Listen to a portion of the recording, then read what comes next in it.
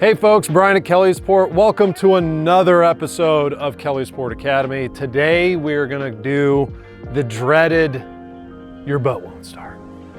So what are we gonna do if you get down to the boat or you get done fueling and the boat won't start? So we just got down to this beautiful Bennington, but it won't start. So first things first, this is what you're always gonna do when you get down to your boat, it won't start. You call your salesperson. No, I'm completely joking. We're actually gonna check a few things first before we make that phone call.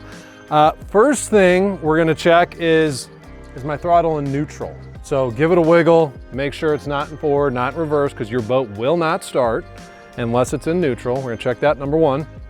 Number two, we're gonna check our kill switch or lanyard, whatever you wanna call it. Make sure that bad boy's clipped on there because we get those phone calls all the time.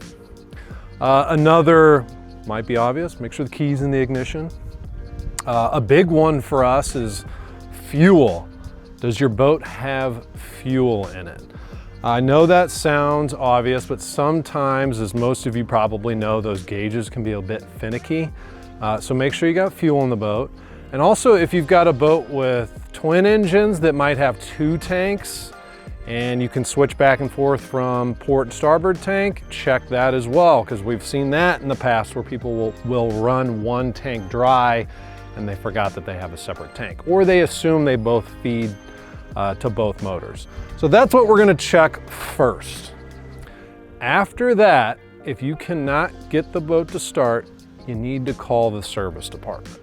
Those are gonna be the most common items that we see on a day-to-day basis. If you check all those items and you are 100% positive that you got everything checked off that I just described, give us a call. Thanks for checking us out. We'll see you on the water.